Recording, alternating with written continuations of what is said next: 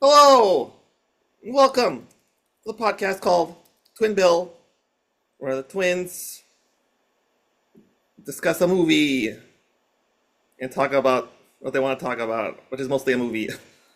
I'm Marcus. I'm Marcus Luna. No, that's not true. I'm Jason Luna. It's my twin brother Marcus Luna. How are you doing this Thursday eve of taping? Trying to stay cool. I mean, it's hotter other places probably, but Like Los Angeles in an apartment with no air conditioning? Yes. yeah. So, let's do a warm up. Do it a little differently. Just do five things, but I will attempt to do five things while impersonating Johnny Carson. It will not go very well. Christ, my throat is drier than the Sahara. That's good references. All right, Marcus. Give me five things you might find in Boris Karloff's dressing room. Uh, you probably find cigarettes. That is one. Um, Probably find his Frankenstein makeup. That is two. In fact, yes. He always wore suits when he wasn't playing monster, so I'll say a suit, Yes, spare suit. yes, a shoot not too different from mine. That is correct. That is correct. As Ed McMahon would say, that is three. He's British, so there's the Union Jack Yes. somewhere in there. Every British person always has a Union Jack in their room. That is correct. That is correct. Yes, four. And lastly, he has a picture of Bela Lugosi because I imagine they were friends. They might have been actually. I believe they did not interact that much, but nothing negative as far as I know. They were in a couple movies together. So that is five. Those are five things, everybody. Five things. My voice is all over the place because I'm tired or something. All right, lay it on me. I'm ready. Uh,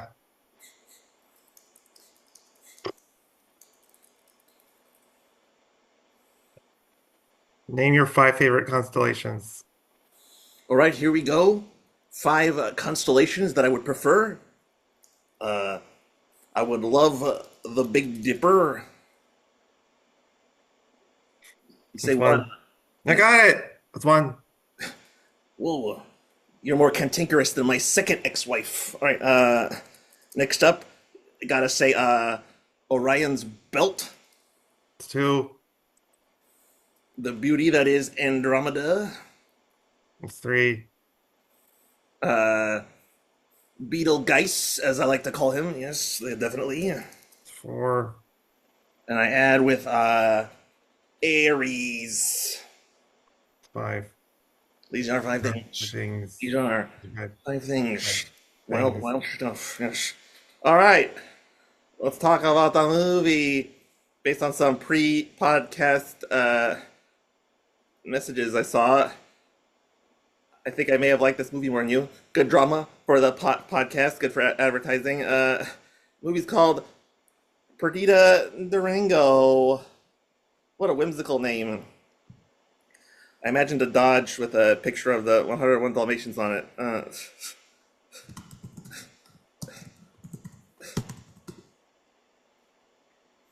Pulling up that thing because I forgot to look. I guess it was released in Spain in 1997, may have been released later in the United States.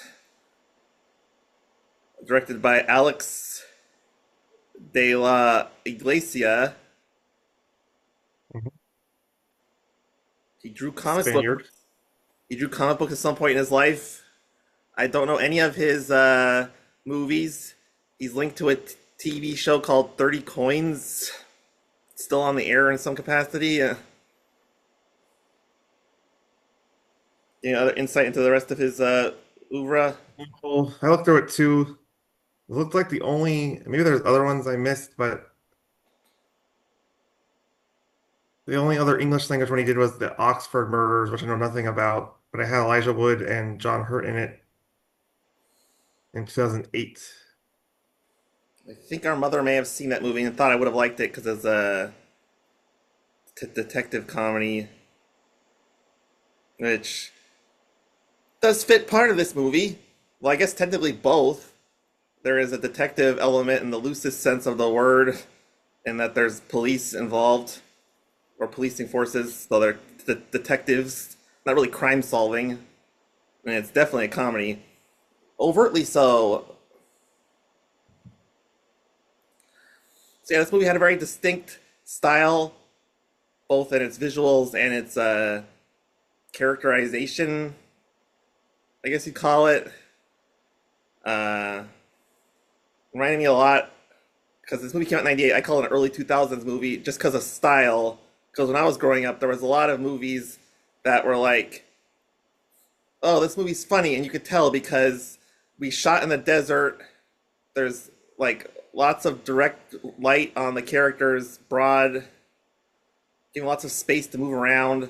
Very physical comedy, kind of like the example I came up with was Bubble Boy, which is which I've never actually seen, but it's just the idea that like we have these characters, we're gonna let them bounce around and be silly, and you're either gonna like it or you will not. And I guess I did like it to an extent. I do. We'll get into it, but the subject matter is interesting to say the least, or maybe not interesting to say the least. But uh, yeah, I feel like this is one of those movies where watch it in film school, and it's like most of it is just like trying to pin down all these stylistic touches because it's so overt, so self-aware. Definitely reminded me Mhm. a lot of Tarantino. I mean, obviously that's it. That's been an influence on cinema since Pulp Fiction came out, probably even earlier than that. So it makes sense that sort of characters who are criminals talking in sort of flippant, humorous dialogue for prolonged periods of time. Yeah,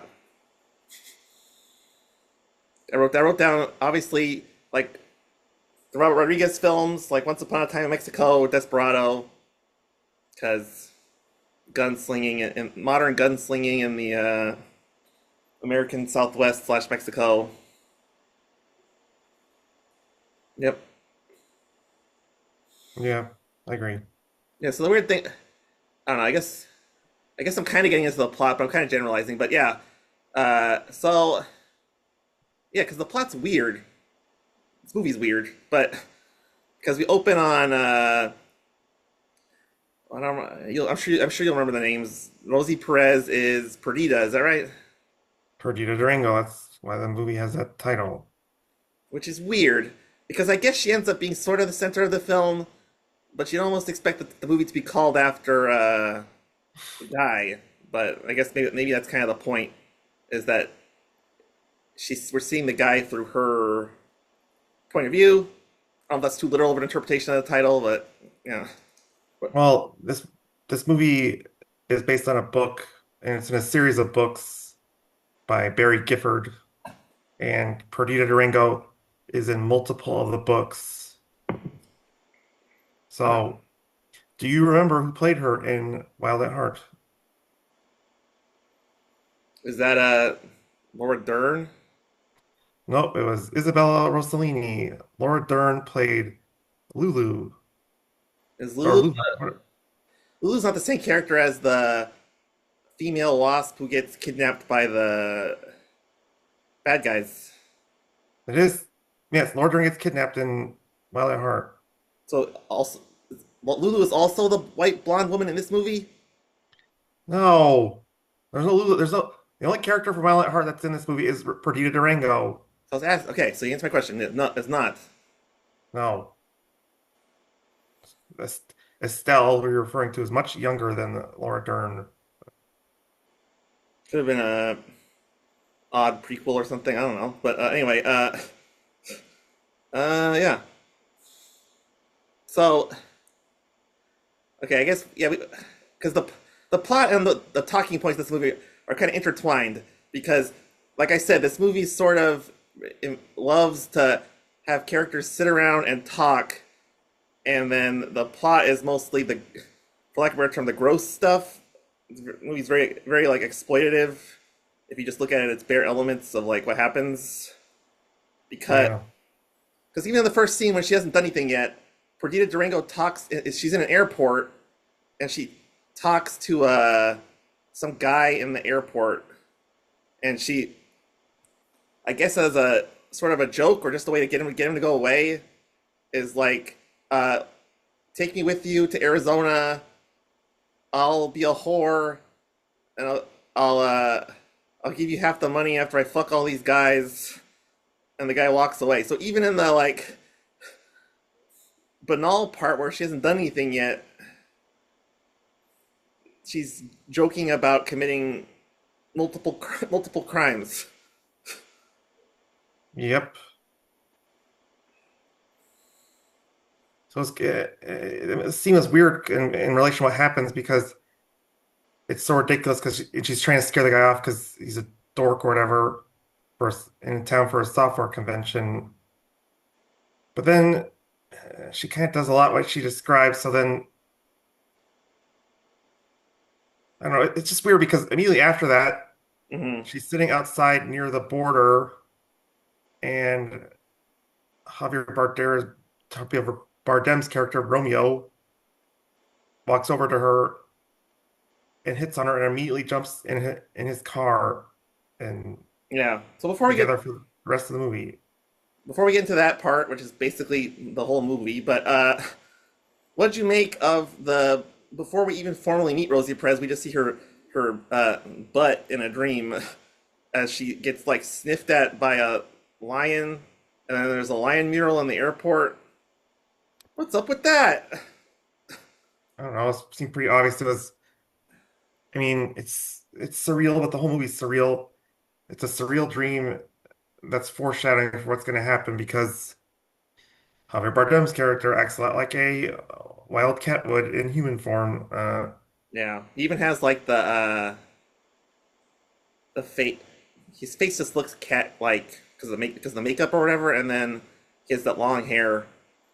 Could be easy metaphor to a lion or a horse or something. Yeah, yeah.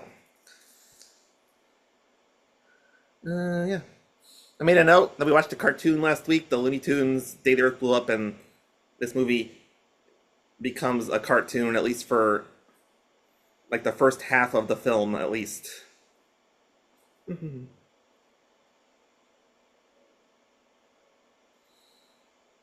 notice the score in this movie? They only, well, one specific thing in the score, they did it a lot when like they're driving or when they're doing the kidnapping and stuff. It's got like a very like intentionally ominous tone to it. It reminded me a lot of like Sam Raimi movies, where it's like letting the audience know that bad things are gonna happen. yeah, it wasn't a. I never thought, wow, it's a good score, but yep, it's kind of painfully obvious. He did do the score to the Crying Game. Simon Boswell. Hmm. I did like the music. I would like to hear more of his style. It kind of reminded me of like a more lyrical, less on the nose Danny Elfman, which is not insult Danny Elfman. It's just Danny Elfman's very like meticulous in his arrangements. Uh, just wrote down that Javier Bardem. What's his character name? Oh, Romeo. I should remember that. Uses a Santo mask, who is the most famous professional wrestler in the history of Mexico. I've seen a Santo movie where he fights monsters. So it Yep. seems to, the way this movie goes, it's like it's a mix of like he's sort of satirizing that Romeo is not a hero like Santo, but also it's just like a campy, old-fashioned thing to look at. think both things are happening at the same time. This movie has a lot of like 50s or 60s methodology, especially because, well, there's one scene I remembered because it was so weird. We meet the gringo couple who become entirely different parts of the plot very shortly, but they're in their house, or her parents. Is her parents? Yes, he's picking her up for a date. Yeah. And the guy, his name is Herb Satisfy, at least that's what he says. And he has this like weird, archaic Thigh Master that looks like a giant remote control that he's just like nonchalantly using. And the house has like lime green walls. And I don't know if it was because it was a dub out of Mexican or was the director being stylistic because his voice in particular sounded like it was like some kind of overdub on top of his own voice. Oh, I didn't notice the bad dubbing until we got to the where they Romeo picks up the truck and the two guys in the truck are Yeah, obviously dubbed, and then there's another guy later that's obviously dubbed as well that I helps wasn't the because I didn't think it was necessarily bad dubbing. I thought maybe it was sort of to heighten the like the Herb Satisfy character is like out of time, gave it a very 1950s like cheap film reel vibe the way he talked. But I don't know, interesting. I mean, yeah, it reminded me a lot of Todd Haynes's films because Todd Haynes is very obsessed with and John Waters, my favorite director of all time. Uh, but Todd Haynes in particular because he was very obsessed with recreating sometimes in the time period of the 50s, but sometimes in modern times, sort of building this artificial 50s-ness in a movie. So this movie reminded me of that. I mean, I get a lot of 50s. I agree there's 50s in that scene where he's picking up it's, it's Dwayne is the young white guy and Estelle's his girlfriend. That scene it feels 50s-ish, but I don't really get a lot of 50s the rest of the movie. Yeah, that's fair. I do think it comes in and out in short bursts. I think it's sort of a way of segmenting the American slash white parts from the Mexican Latino parts, perhaps. Uh, Definitely reminding me of Todd Salons. I think we've both seen Happiness. Yep, that's the one Todd Solondz movie I've seen. I like that movie a lot. I've seen more, but that's by far his best one. But anyway, just Todd Salons is obsessed with characters who are like have a weird attitude towards sex or can't fully talk about it. And Herb Satisfy was saying something like, "That's where the young people go to have fun." Felt like he was just so out of the loop as to like how sex worked. Right, and this is a four-person screenplay. The author, Barry Gifford, and then the director, and then two other Spaniards that Alex de la Iglesia writes movies with frequently, wrote the movie together. And they really, everything he says is he's out of touch. Because do you know Herb Alpert and the Tijuana Brass or something Oh like yeah, that? both of the Herb Alpert scenes were hilarious. The first one where he's like, the Spanish fleet, and then Herb Satisfy tries to sing it, and then, uh, okay, we'll talk about the other one in a second. I want to hit the transition, but I think we're pretty much there. There's a because there's a big change in the movie after this scene because what's the white guy's name? Kid Dwayne, Dwayne and his girl Dwayne and Estelle. Estelle. This is gonna happen a lot. Dwayne and Estelle go to Tijuana to generically go to a bar or whatever, and they get kidnapped by Romeo and Perdita,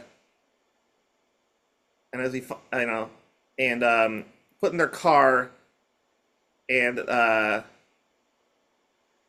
movie's weird because, in a storytelling point of view, direct like plot wise, it's a very dark turn because they're being held against their will, and the reason now we get to the Herb Alpert scene because Dwayne gets pistol whipped by I think it's Romeo, whatever, and Yes.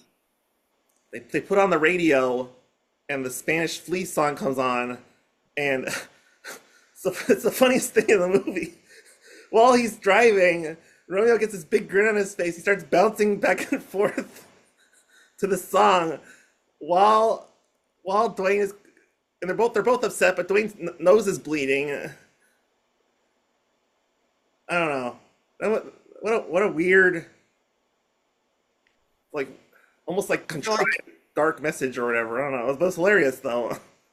De La Iglesia, the director here, told Javier Bardem to move around as much as possible and smile at depressing violence and sex and it's always seemed like he's moving around and bouncing around. Yeah. So yeah, the plot of the movie really grinds to a halt in terms of content of plot. Not that it had that much going on to begin with, I guess, but because we find out, man, this movie throws so much random shit out. So Javier Bardem, how would you describe it? He's a self-professed god who sacrifices people, or Uh, it's unclear if he actually believes in, I think they even call it Santeria. Um,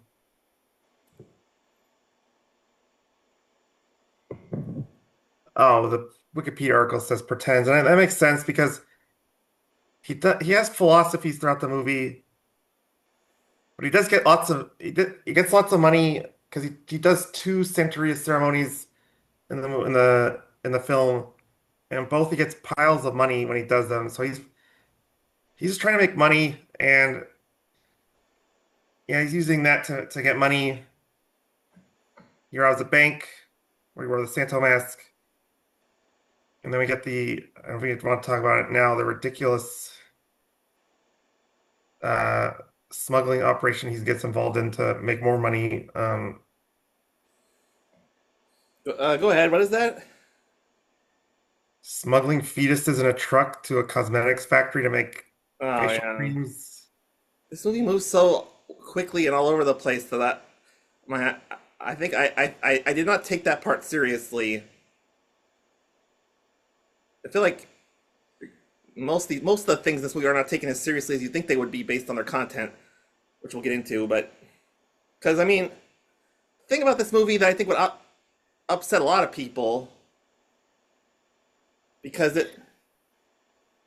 is the kind of stuff that happens in a Rob Zombie movie because he takes the kids who like think slash know they're gonna be killed, and he locks them up, and he rapes Estelle, and even Rosie Perez basically rapes. Right? No, she definitely does. She describes in detail what's happening, um, and he makes his I'm gonna use an inappropriate term, O face, while she's writing him. So they both get raped. They don't want to have sex, and Yeah, uh, yep. So it's a full force schlocky. I don't know, what's the term? There's a term for this type of movie where it's lots of sex and violence on purpose, exploitation film, I guess, right? Is that what you call yeah. that? I mean, Grindhouse became popular because of that Grindhouse movie. Uh, but same principles, like yeah. But that's the thing is like those scenes happen, and the characters all kind of move on, and it sort of becomes more about the sacrifice than about the rape. Definitely not. The rape's definitely not addressed in the same context. It's not like a haunting thing or a repetitive thing, which is obviously weird. because the act itself is abuse, but the movie sort of treats it like it's just a thing that happens during the hostaging. You know that they're both always looking for their next fix, be it adrenaline from violence, drugs, sex. So it fits their characters, I guess. Yeah. So Um, while we're in this general theme, I think we've addressed the SA, quote unquote, for enough for now. Uh, what'd you think of freaking screaming Jay Hawkins having a speaking role in this movie? That was bizarre. he's barely in it, but it's actually one of the more enjoyable things for me because of his unique speaking voice is so deep. Um, Yeah. Kind of jumping around a lot here because this movie's one of those things where it's like I feel like I kind of clocked out after the rape, and she vaguely tries to escape by attacking Screaming Jay Hawkins, and then Rosie Perez gets the gun back from her, blah blah blah. But there's not a lot of plot going on, and then we get a uh, yeah, because I think initially it's for money that they kidnap them, but they never try to get a kind of, I guess, kind of spoiling movie here, but they never actually try to get a ransom payment for them. well, there's something about, and it's not real well explained, that the kids will be good eventually be. The movie seems to change things, but not like directly, like vaguely as things go along. Because when they get back to America and go to Las Vegas near the end of the movie, it's kind of like the kids are collateral against the deal. Was it a drug deal where where Romeo's going to get money in Vegas from his cousin or something? Uh, he's delivering the fetuses to Vegas. Fetuses. That's still. Man, my brain totally skipped that one. But yeah, so it felt like the Gringo kids, Estelle and Dwayne, were going to be useful in a more indirect way to prevent them from being, taken down by the other criminals or the like of the cops. Speaking of the cops, this movie is weird. Felt like it was tacked on after the fact that like, oh, we need a cop character who doesn't really interact with the bad guys a lot, so we get Tony Soprano himself, James Gandolfini as a is it the DEA agent? Is that correct? Yeah, he's a DEA agent. And the first thing I wrote about James Gandolfini's scenes is the sheriff getting a blowjob while looking at a picture of Ava Gardner. And this movie has such brilliant symbolism for random crap. You got that I appreciate it. I mean, sort of vulgarity reminded me of Wild at Heart. So I wonder if things like that are in Barry Gifford's books. Definitely again reminded me of John Waters' later films and also Todd Solondz with the sort of sexuality that doesn't work normally. You need to look at a picture of a woman from the 40s to get off. It's just, Well, because it's kind of a joke. I didn't find it that funny, but the woman who's giving the blowjob gets up because James Gandolfini is coming to visit him to talk about the kidnapping and them coming into his district essentially. And it's a really obese woman, so so he's getting sexual gratification, but looking at a prettier face. yeah. And what does James Gandolfini say when he sees the picture? He's like, what I liked about Ava Gardner. Her big lips. Yeah, so weird. So yeah, the movie was weird. Got a little bit of a Coen Brothers energy because James Gandolfini is like really hot to get to stop Romeo and Perdita, which makes a lot of sense. The movie doesn't seem to agree with him that it makes a lot of sense.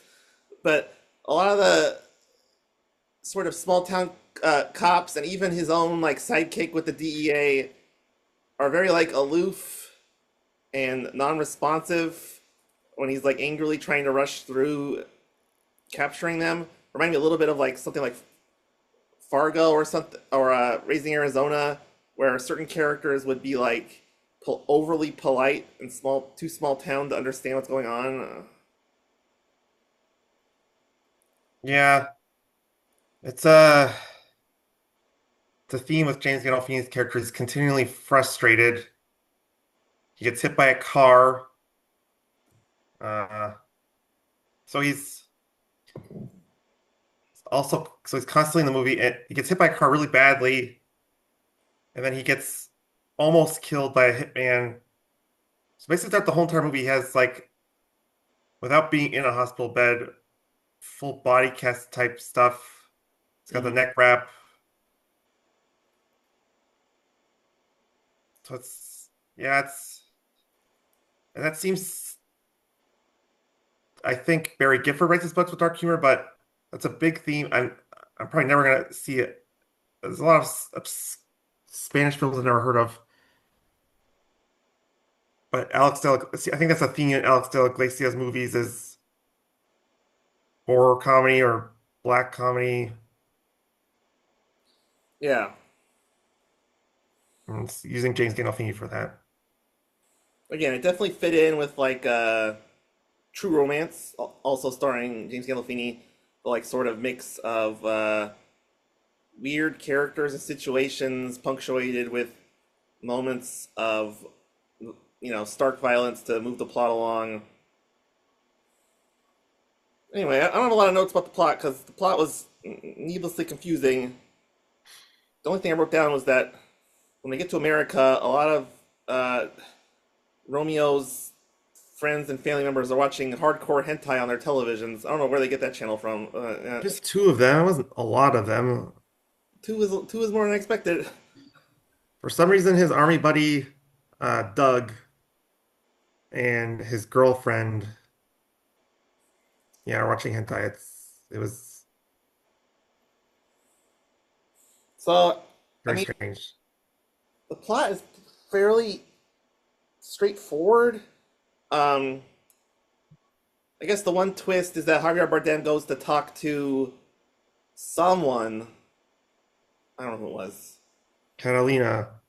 He takes Estelle with him, and he almost gets double crossed by the his friend. He kills him, and it turns out there's a double cross from the top of the criminal organization, which is addressed in earlier scenes, which is kind of makes it a little more confusing in hindsight. But the the criminal bosses, explain that they're going to kill Romeo once the deal is done. I mean, it makes sense. The to be a successful criminal, you have to be on the down low.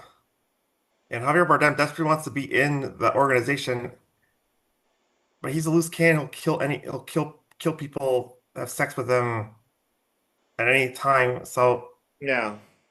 it's a common theme in criminal movies that you sweep up the loose ends type of thing.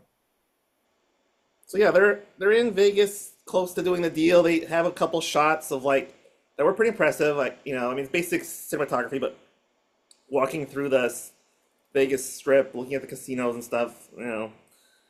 Uh, so where was Javier Bardem when skipping him the plot? But when Rosie Perez eventually, like right at the end of the movie, lets the gringos go. For whatever reason, and I guess kind of foreshadowing because it's amazing how many flashbacks this movie uses. And there was one earlier in the movie, and he narrates it too, that when he was a kid, Oh yeah, that he loved Burt Lancaster in some random Western. yeah. I mean, I don't think And with Gary Cooper. so, Yeah, yeah, yeah. while he's kind of doing everything with Perdita, he tells her, because it's the big score to drive the truck to the warehouse in Las Vegas, where his cousin's awaiting him. He doesn't know. that his cousin's gonna double cross him on behest of the mob, but it did feel random that I guess it was to protect Perdita. He tells her he has to go. He can't take her with him. It's gonna be him and Doug. You have to stay with Doug's hentai watching girlfriend. All right, and she not really outsmarts. Pretty doesn't really outsmart. She outmuscles the girlfriend by punching her in the face and stealing the handcuff key, and then Yes, let because you know. I guess yeah, because it's the Dwayne and Estelle with them, and she basically decides I can't keep you. We can't keep you kidnapped if I have to go and rescue Romeo. So Okay, yeah, yeah. Now I'm caught up for the rest of the movie. Uh, cause yeah, the sorry, she goes to the deal place to rescue Romeo, and they do a cheat shot, which we will awkwardly explain when we come back from break.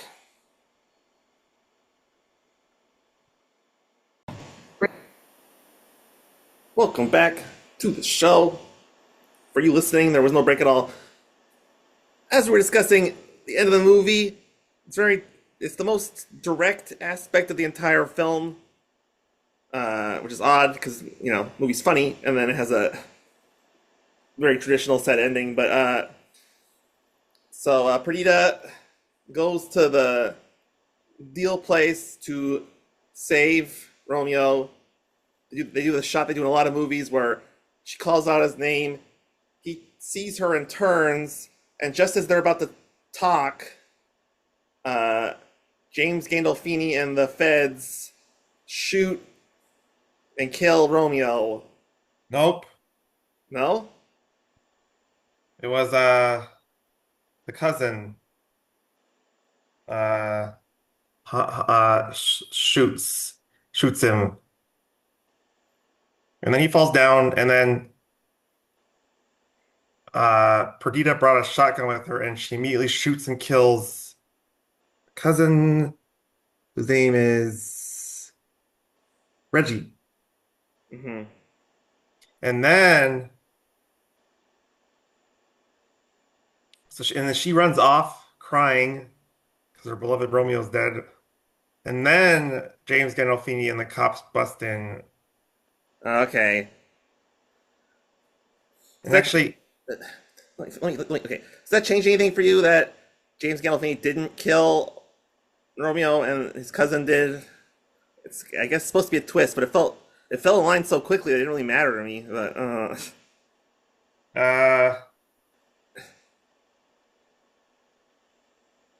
so you're basically asking would have been better if Gandolfini did it? no, like what's different about the reception of that scene slash the whole movie that the cousin kills him and not the cops? Hmm, might have been Perdita, but someone told Javier Bardem that his cousin's gonna turn on him. Uh, they heart, maybe heartbroken that it actually happens. Uh, Yeah, definitely leads to the very ending of the movie with Perdita's quote unquote fate. We'll get to that in a second, but just to wrap up the plot, so the cops have Romeo's body. There's this weird shot where James Gandolfini sees Perdita and waves at her with a smile on his face. But Perdita doesn't go to jail. Doesn't go to jail because she's not linked to the direct crime, I guess. Question mark. um, I guess technically the smuggling and the other stuff that they had proof of for Romeo, technically, I guess they didn't have proof that Perdita did it. And she apparently had they didn't show the gringos, the white kids escaping, but the implication is that they were both okay with Perdita on a basic level. They didn't feel the need to rat her out or hate her or anything, which is weird. Yeah, But anyway, maybe some. should we go to jail for that either? But yeah, yeah. I think their relationship is kind of Stockholm syndrome-y. They're around each other a lot, um, but she does get nicer to them. I don't know. So it's a combination of the two, I think. They both got nicer to them because after we didn't we kind of skipped over a little bit that the sacrifice ceremony falls apart to kill the white kids. I don't know if he was actually going to go through with it or not because the guy with the Punisher shirt goes on and tries to kill Javier Bardem. Fellow bank robber, because he double-crossed up his cohort in the bank robbery in the beginning of the movie, and he and his gang burned down the fake church. Right. But my point is, after the sacrifice falls through, both characters seem to treat the gringos like a little lighter. There's still it's weird because there are scenes here and there where it's like they're still threatening them and still like hitting them and stuff, but definitely seems sillier. The movie's weird. It's like silly 90% of the time, and then things that should be serious happen for another 5%, and they're ignored another 5%. Yeah, So okay, before we discuss the movie as a whole and stuff, because there's a lot to talk to about the tone and the appeal of this movie. Uh, the movie just ends kind of there where we're talking. Perdita goes back to the Vegas Strip, this time by herself. Obviously, she's sad and she's alone. She doesn't know what to do, and she's just sort of walking off into the darkness by herself. It's very like sad, which was bizarre ending for this movie. I give credit for this movie, I guess, for not like self-indulgently being funny the whole way through, but it did not feel like it earned that dramatic ending either. I mean, her love of her life got gunned down. I know, but they danced to the Spanish Spanish Flea. That affected my point of view of the whole He movie. was alive at that point. I know, but this movie has a lot of goofy parts in it, and then the dramatic parts are just sort of like there. But anyway, okay, the movie's over now, so we can talk about overall. Uh, the movie's weird. I really enjoyed stylistically the risks it took to indulge a lot of the wacky side elements, but it almost felt like the movie was kind of like to an extent. I know you're gonna say it's better, and it probably is, but David Lynch's movie Wild at Heart. This movie is kind of like a film school recreation of David Lynch. It's kind of wacky for wacky's sake, very experimental in filmmaking devices, but I don't know if it makes a cohesive story, and I don't know if I care that much either about that. I don't know if I'm giving it a grade now. Jesus Christ. Okay, I recommend this movie. Like, this is a good film school movie. Clear mastery of the craft of crafting visuals and unique things. Very well acted. This might be Rosie Perez's greatest movie performance I've ever seen, because usually she's the marginalized girlfriend of a male character in like every movie I've seen her in, and she was really good in this. And Bardem goes for it, and it's silly and funny in parts. But does it want to be taken seriously as a drama or an action movie? I don't know. Jesus Christ. Mixture of genres. It felt more fun to analyze than it did to like enjoy as a story. But not all movies need a good story either. So I recommend try a little bit of it and see what you like. At least watch a YouTube clip of the dancing to the Spanish Flea in the car because that was hilarious. And I will give it a very tentative. Uh, my go-to for a good movie that has flaws 6.9 with a line over the 9. 6.9. I can't believe you gave it that high of a score. Um, so I was thinking of this because I like a good dark comedy violent comedies like Coen Brothers, like Wild at Heart. But then I was watching this and I was thinking, why don't I like this movie? And I realized no matter how violent or because there's rape in Wild at Heart as well, there's a clear hero and a clear villain. Hmm. In this movie, it's all villains are jerks. And it didn't help the movie that they didn't make it clear because Dwayne and Estelle are very young people. And they later, through exposition, explain they clarify that they went to college,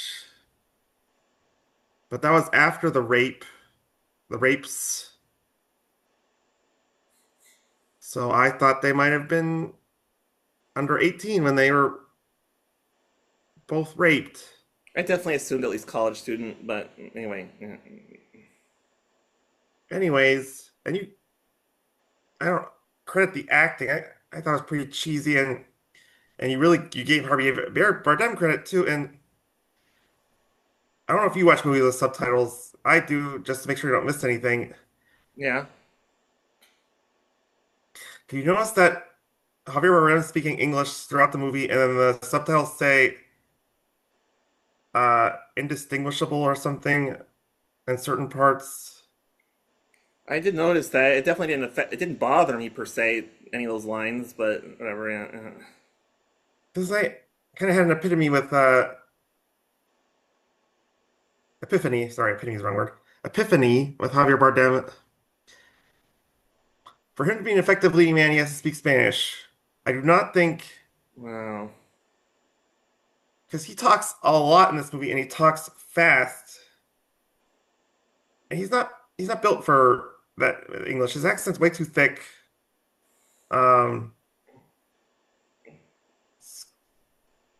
so the acting doesn't rise through. I couldn't, even though I enjoyed the somewhat interesting cameos like Screaming Jay Hawkins and Alex Cox, who directed Repo Man, is basically James Gandolfini's partner in the second half of the movie. No. Just and nothing really made me laugh, so it just felt more miserable than a comedy, crime, action, horror movie, or whatever you want to call it. I don't really call it horror, but I guess you do worry about It hinted at people horror. dying and stuff. If it had gone deeper into the rapey stuff, it could have been a horror movie, but yeah.